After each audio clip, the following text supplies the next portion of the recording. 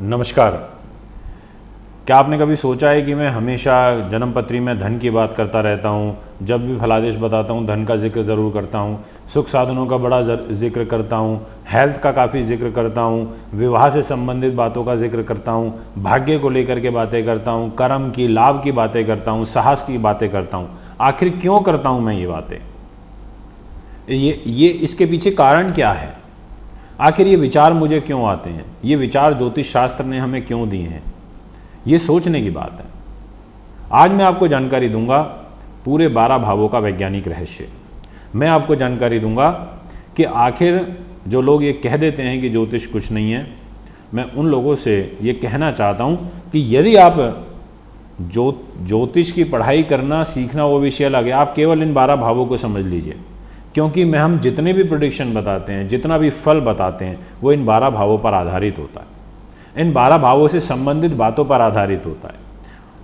आपने देखा होगा कि डिस्प्ले में आज आपके सामने मैंने 12 भावों का एक चार्ट यहाँ पर लगाया हुआ है। आखिर क्यों ये मैंने लगाया, इसका रीज़न मैं आपको समझाऊंगा। मैं कई बार बोलता हूँ कि हमारे को धन की सबसे पहले आवश्यकता होती है पैदा होने के बाद। क्यों होती है ऐसा? ये विचार कहाँ से आया? ये ज्योतिष ने हमें दिया, ये आज मैं आपको बताऊंगा। जब गुरु ब्रह्मा इस सृष्टि की उत्पत्ति कर रहे थे तो देवताओं ने उनके समक्ष एक प्रश्न रखा और कहा कि गुरु ब्रह्मा, आप तो इस सृष्टि को बना रहे हैं, तो ये बताइए कि अगर कल को मनुष्य ये 84 लाख योनियाँ और विशेष रूप से मनुष्य योनि अगर अपना भूत, वर्तमान और भविष्य जानना चाहेगी तो फिर कैसे जानेगी? उनके मन में विचार आएंगे कि मेरा आगे आने वाला कल कैसा रहेगा, क्योंकि ये ह्यूमन टेंडेंसी है। तो गुरु ब्रह्मा ने कहा कि मैं इस सृष्टि की उत्पत्ति ग्रहों के अनुरूप कर रहा हूँ, ज्योतिष शास्त्र के अनुरूप कर रहा हूँ। ज्योतिष वो माध्यम होगी जो आपको आपका भूत, वर्तमान और भविष्य बताएगी। मित्रों, ये 12 भाव जो हैं, इन्हीं में हम पैदा होते हैं और इन्हीं से हम पूरा ये जीवन का चक्र पार करते हुए और मृत्यु को प्राप्त हो जाते हैं। आज ध्यान से सुनना मेरी एक एक बात को, मेरे एक एक शब्द को, क्योंकि मैंने थंबनेल में लिखा है कि बहुत सारे लोग ऐसे होंगे जो मेरे इस वीडियो को नहीं सुनेंगे, फिर भी सुन लेना। वो क्यों? आप पैदा हुए इस शरीर में, इस शरीर को, इस फर्स्ट हाउस को हम लगन बोलते हैं।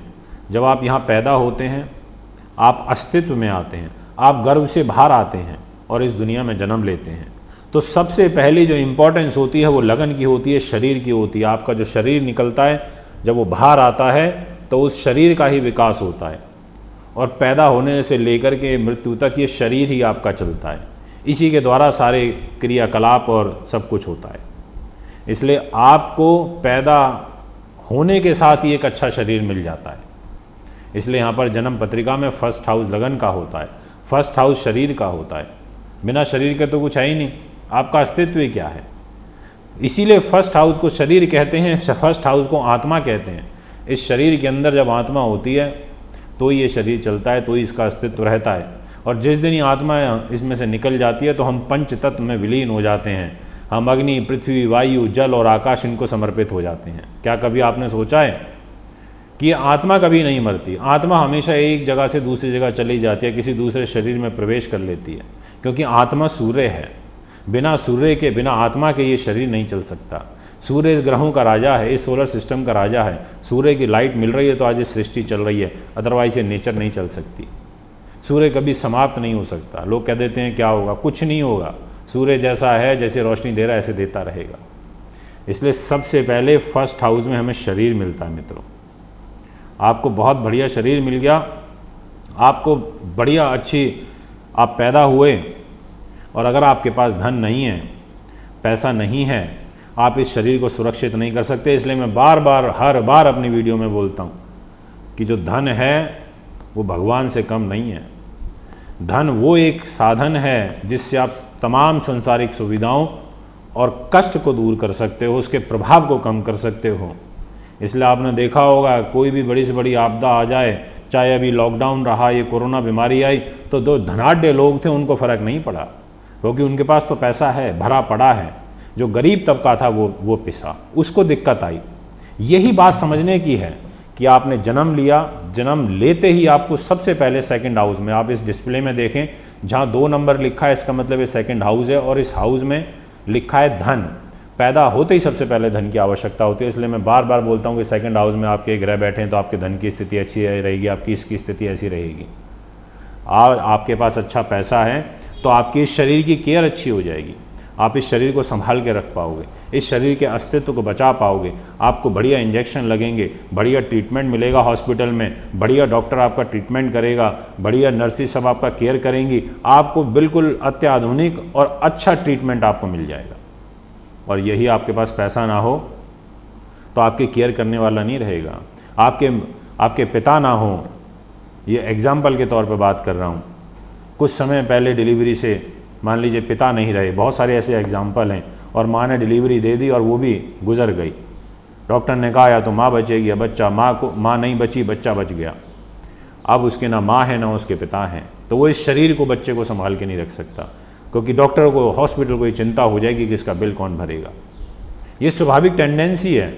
और वही जाते जाते बोल जाएं कि भैया इसके पास इतना पैसा है, मैं इतना पैसा दे करके जा रही हूँ, इतने करोड़ों रुपए दे के जा रही हूँ, इसकी इतनी एफडी हैं, इसके इतने एसेट्स हैं, ध्यान रखना। तो सारा डॉक्टर, पूरा प्रशासन, सारी नर्स और दूर दराज के जितने भी रिश्तेदार होंगे सारे आ जाएंगे, और सारे आके ये बोलेंगे कि इसकी तो हम केयर करेंगे, ये तो हमारा बच्चा है, इसे तो हम ला लेंगे, पोषेंगे। क्यों? क्योंकि उसके पास धन है, उसके चारों तरफ उन्हें फैला हुआ धन दिखाई दे रहा है उस बच्चे के, इसलिए उसकी केयर हो जाएगी। इसलिए मैं कहता हूँ कि पैदा होने के बाद तुरंत सबसे पहले हमें धन की आवश्यकता होती है। आपके पास ये है तो आप एक अच्छी ज़िंदगी जी सकते हैं। आपके पास सुंदर शरीर हो गया लगन में, आपके पास सेकंड हाउस में अच्छा धन हो गया। अब अगर आपके पास तीसरे भाव में जो मैंने लिखा है साहस पराक्रम नहीं है, तो फिर आप धन को भी संभाल नहीं सकते, आप इस शरीर को भी नहीं संभाल सकते। मेरी बात से एग्री करिएगा, कमेंट में लिखिएगा। हो सकता है वो लोग तो वीडियो ना देखें कि जिनको इन सब चीज़ों में रुचि ना है, बट अगर एक बार लॉजिकली सोच करके देखो तो विचार ऐसे ही काम करते हैं। आपकी विल पावर अच्छी है, आपका साहस अच्छा है, तो आप इस पैसे को भी संभाल लोगे और इस शरीर को भी संभाल लोगे। नहीं तो कोई भी दो थप्पड़ मारेगा और इस धन को छीन के लेके चला जाएगा। एक से एक धनाढ्य लोग हैं पर बुज़दिल होते हैं, उनमें साहस पराक्रम नहीं होता, वो शरीर को भी नहीं संभाल पाते और पैसे को भी नहीं संभाल पाते। इसलिए थर्ड हाउस में भगवान ने हमें ज्योतिष शास्त्र के अनुरूप साहस पराक्रम विल पावर दी है कि आपके पास अच्छी विल पावर रहे, अच्छा साहस रहे, आपके पास अच्छा शरीर है, आपके पास अच्छा धन है, आपके पास अच्छा साहस पराक्रम है। तीन इंपॉर्टेंट चीज़ें आपके पास हो गई। चतुर्थ भाव में दिए सुख साधन, इसलिए मैं सुख साधनों का बड़ा जिक्र करता हूँ। जब इंसान के पास पैसा होगा, उसकी विल पावर अच्छी होगी, बढ़िया भगवान ने शरीर दे दिया, लगन में 6 फुट का, अच्छी पर्सनैलिटी दे दी, फिर व्यक्ति सोचता है कि चलो गाड़ी, वाहन, ज़मीन, ज़्यादा, प्रॉपर्टी, बंगले, ये सब चीज़ें खरीदी जाएं। उससे पहले उसके मन में ये ख्याल आता ही नहीं है। क्या बिना पैसे के आपके मन में ख्याल आएंगे? आएंगे भी तो दब जाएंगे, क्योंकि वो सपने सपने ही लगेंगे। और आपके पास अच्छा पैसा हो, करोड़ों रुपया हो, तो आप 2 मिनट में कोठी खरीद लोगे, गाड़ी खरीद लोगे महंगी से महंगी। इसलिए फोर्थ हाउस में फिर इंसान सोचता है कि चलो पैसा है, लिंक है, साहस पराक्रम है, अब इसको अपने ऐश्वर्य पे खर्च किया जाए। तो व्यक्ति बढ़िया बढ़िया गाड़ियाँ खरीदता है, सुख साधन अर्जित करने का प्रयास करता है, ऐसी चीज़ें होती हैं उसके साथ में। और ये स्वाभाविक है, ये विचार जितने भी चलते हैं ये सब ज्योतिष से चलते हैं। पल पल जो विचार बदलते हैं ये ग्रहों की डिग्रियों से बदलते हैं, नक्षत्रों से बदलते हैं, और ये 12 भाव हमें 12 प्रकार की चीज़ें देते हैं। आपके पास अच्छे सुख साधन हैं, आपके पास अच्छा साहस पराक्रम है तीसरे भाव में, आपके पास सेकंड हाउस में अच्छा धन है, आपके पास लगन में अच्छा शरीर है, फिर तो बात ही क्या है। और पंचम भाव जहाँ मैंने बुद्धि लिखा है, ये पंचम भाव में अगर बुद्धि अच्छी ना हो तो आप इन चारों चीज़ों को संभाल के नहीं रख सकते। सोच करके देखिएगा, क्योंकि बिना बुद्धि के सुख साधन नहीं अर्जित कर सकते। कुछ भी गलत चीज़ खरीद के ले आओगे, अगर बुद्धि के शार्प नहीं होंगे, प्रेजेंस ऑफ माइंड अच्छा नहीं होगा, तो आप अपने धन का नाश कर लोगे। किसी ने आपको बोला कि अरे छोड़, क्या इन फैक्ट्रियों में पैसा लगा रखा है, इनको बेच और शेयर मार्केट में पैसा लगा दे। आपने सोचा अरे बात तो ठीक है, देख मैंने कितना पैसा कमा लिया। आपने क्या किया, उठा करके फैक्ट्री बेची और शेयर मार्केट में पैसा लगा दिया और आप डूब गए, बर्बाद हो गए। आप अपनी बुद्धि से डिसीजन नहीं ले पाए, दूसरे को देख करके आपने डिसीजन लिया। तो अच्छी बुद्धि यदि आपके पास होगी तो इस शरीर को बचा पाओगे, पैसे को बचा पाओगे, इस साहस पराक्रम का सदुपयोग कर पाओगे कि इसको कैसे यूटिलाइज करना है, और इन सुख साधनों की सही परख कर पाओगे। इसलिए भगवान ने पंचम भाव में यहाँ पर एक अच्छी बुद्धि डाली कि विचार डालें, विचार शक्ति डाली कि आपके विचार कैसे वर्क कर रहे हैं। इसलिए मित्रों पंचम भाव की बहुत ज़बरदस्त इंपॉर्टेंस होती है ज्योतिष के अंदर। ये वीडियो तो मैं बहुत ज़्यादा अगर डिटेल में आपको अच्छे से बताऊं तो काफ़ी लंबी हो जाएगी और आप देखोगे नहीं, ये भी मैं जानता हूं। इसलिए मैं एक फास्ट ट्रैक पर आपको शॉर्ट में समझाने की कोशिश कर रहा हूं, आपको लॉजिकल समझाने की कोशिश कर रहा हूं, क्योंकि मेरी आदत है चीज़ों को लॉजिकल समझने की और समझाने की। इसलिए भगवान ने यहाँ पर बुद्धि डाली। अब आपके पास शुरू के 5 भावों में अच्छा शरीर है, अच्छा धन है, अच्छा साहस पराक्रम है, अच्छे सुख साधन है और अच्छी बुद्धि है। छठे भाव में डाल दिए शत्रु, रोग, चोट, जहाँ आपने 6th हाउस में देखा है ये चीज़ें लिखी हैं। क्या कभी सोचा ऐसा क्यों डाला? मैं कहता हूँ बहुत ट्रू है एस्ट्रोलॉजी, एक एक चीज़ की महत्वता है। जब आपके पास ये 5 चीज़ें हों और इम्पॉर्टेंट 5 चीज़ें हों तो इंसान में घमंड आ जाता है। व्यक्ति सोचता है अरे मेरे पास बढ़िया 6 फुट का शरीर है, बढ़िया मोटा पैसा कमा रहा हूँ मैं, अरे बढ़िया मेरे लिंक हैं, सुख साधनों की कोई कमी नहीं है, बढ़िया मेरा दिमाग है। फिर व्यक्ति में मैं की भावना आ जाती है, अहम आ जाता है। फिर वो भगवान को पूछता नहीं है, भगवान का उपासक नहीं बन पाता। फिर वो सोचता है अरे क्या भगवान, मेरे पास तो सब कुछ है, क्या है। इसीलिए भगवान ने क्या किया, अच्छा मेरी इंपॉर्टेंस कम हो गई, तो भगवान ने अपनी इंपॉर्टेंस कम नहीं होने दी और आप में ईश्वर का डर बना रहे, आप में ईश्वर के प्रति भक्ति बनी रहे, धार्मिकता बनी रहे। क्योंकि हर आदमी में अहम आएगा, हर आदमी में ईगो आएगी, ये 5 चीज़ें आते ही, और ये स्वाभाविक है। धन आता है तो ईगो भी आती है और कहीं ना कहीं अहम तो आता ही है। इसीलिए यहाँ पर छठे भाव में रोग, चोट, शत्रु, बाधा, पुलिस केस, मुकदमा, कर्जा, ये सब चीज़ें डाल दी। अब हाथ जोड़ते रहो भगवान के, हे प्रभु हॉस्पिटल से डिस्चार्ज करा दो, हे प्रभु इस कर्जे से मुक्ति करा दो, हे प्रभु ये करा दो, हे प्रभु इस मुकदमे से बाहर निकाल दो, इस रोग चोट से बाहर निकालो, अच्छा स्वास्थ्य दो। भगवान की पूजा अर्चना करते रहोगे, भगवान को लालच देते रहोगे कि मैं ये करूँगा, मैं ये करूँगा, मेरी ये कामना पूरी कर दो। ये विचार है, ये स्वाभाविक विचार है, आपके मन में आता होगा। इसलिए यहाँ छठे भाव में ये सभी चीज़ें डाली और शुरू की 5 चीज़ें इंपॉर्टेंट हैं, छठे भाव में जा करके आपको डाल दी। बड़े से बड़े एक से एक सेठ हैं, एक से एक धनाढ़ इंडस्ट्रियलिस्ट हैं, पर 2 रोटियों पर घी चिपड़ के नहीं खा सकते, क्योंकि स्वास्थ्य ठीक नहीं है। पैसे की कमी नहीं है, उस पैसे से स्वास्थ्य को ठीक नहीं कर पाएंगे। पर इसलिए मित्रों ये बहुत गहरा विज्ञान है, ये बहुत गहराई के साथ में समझने वाला विज्ञान है। जब व्यक्ति के पास अच्छा धन हो, उसके पास अच्छा शरीर हो, उसके पास साहस पराक्रम अच्छा हो, उसके पास सुख साधनों की कमी ना हो, बुद्धि अच्छी हो, तो फिर व्यक्ति सोचता अब एक विवाह कर लेना चाहिए। विवाह भी तो व्यक्ति तभी करता है ना जब बैंक में बैलेंस हो, रखने के लिए घर हो, अपने जीवन साथी को उसको पालन पोषण कर सके सही तरीके से अपने साथी का, तभी वो सोचता है इस रिश्ते में बंधने का। क्योंकि ये लाइफ का चेंजिंग मूवमेंट होता है, ये हमारी लगन से सीधा 7वां स्थान होता है, यहाँ से हमारे जीवन बदलता है, आगे का जीवन पूरा बदल जाता है। इसीलिए 7वां भाव में फिर वो विवाह करता है, वो सोचता है ठीक है मुझे विवाह कर लेना चाहिए, शादी कर लेनी चाहिए, फिर वो एक अच्छे जीवन साथी की खोज करता है। तो इसलिए 7th हाउस में विवाह आ जाता है। मित्रों इम्पॉर्टेंट है। इसके बाद 8वें भाव में आपने देखा होगा आयु और मृत्यु लिखी है।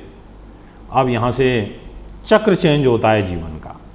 आप कहीं काम वासना में बहुत ज़्यादा लीन ना हो जाओ, आप अपना आगे का कर्म भूल जाओ कि आपको आगे क्या कार्य करने हैं, कहीं आप प्रति सुख में बहुत ज़्यादा लीन ना हो जाओ। तो इसीलिए यहाँ पर भगवान ने 8वें भाव में यमराज को भेज दिया।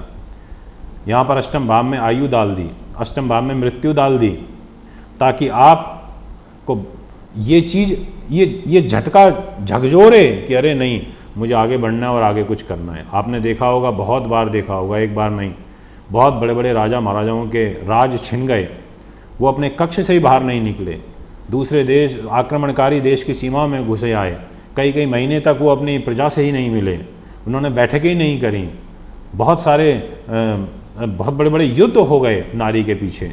तो कहीं ना कहीं जो 8वां भाव है वो आपकी आयु को रिप्रेजेंट करता है। यहाँ के यमराज बोलते हैं चलो भैया मेरे साथ, अब तुम्हारा समय पूरा हो गया।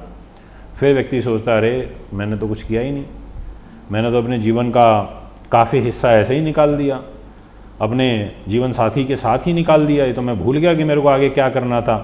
तो फिर इंसान यहाँ से अपने भाग्य को समझता है 9वें भाव में, और फिर वो भाग्य के अनुरूप अपने कर्म को बनाता है, मेहनत करता है 10th हाउस में, और कर्म जो वो करता है, जो वो मेहनत करता है, उसका लाभ उसको 11th हाउस में मिलता है। इसलिए 11th हाउस प्रॉफिट का कहा जाता है। यहाँ से वो प्रॉफिट कमाना शुरू करता है और फिर 12th हाउस में जा करके उसको मोक्ष की प्राप्ति होती है। इसलिए 12वें भाव में मैंने खर्च भी लिखा है और मोक्ष भी लिखा है कि यहाँ जाके फिर डिसाइड होता है कि आपको स्वर्ग मिलेगा या आपको नर्क मिलेगा, आप किस लोक में जाओगे और आपकी कैसी गति होगी, आपके क्या कर्म हैं।